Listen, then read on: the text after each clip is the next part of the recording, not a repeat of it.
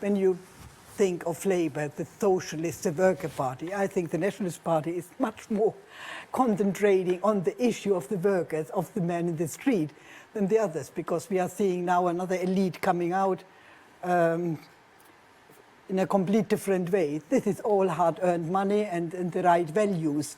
And I think these values have to come out as well a bit, that we are basing all on it on the right values, which I think which have made this country actually to what it is. So let's not destroy them. Messaġġ ċar ħafna mill-imprenditriċi Helga Ellul fejn saħqet li l-Partit Nazzjonalista qiegħed joħroġ ħafna proposti għal ġid tal-ħaddiem u qed juri li jinteressa ħafna min-negozju l-impjegati tagħhom, dan b'differenza li qed jagħmel il-partit li jqis ruħu tal-ħaddiema, il-Partit Laburista li jidher li qed jinsa liż-żgħir.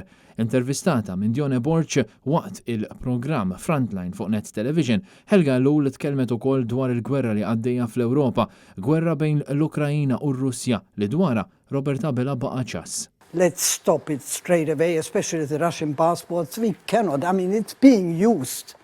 And I must say as well that I would have expected Europe to be much harsher on that, because it is as well very important for European security and all.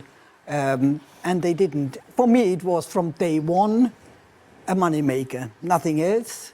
So Quick money, there was because no investment it was sold to us supposedly that we try and get talent to Malta. What talent did we get? That's through the passport scheme. All we got was money. And I think it lowered our value of our Maltese passport.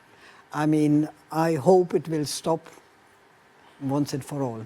Fl-aħħar sigħat komplit teskala l-pressjoni militari tar-Russi fl-Ukrajina u komplit teskala l-pressjoni fuq Robert Abela biex jieħu azzjoni li s'issa baqa' maħax.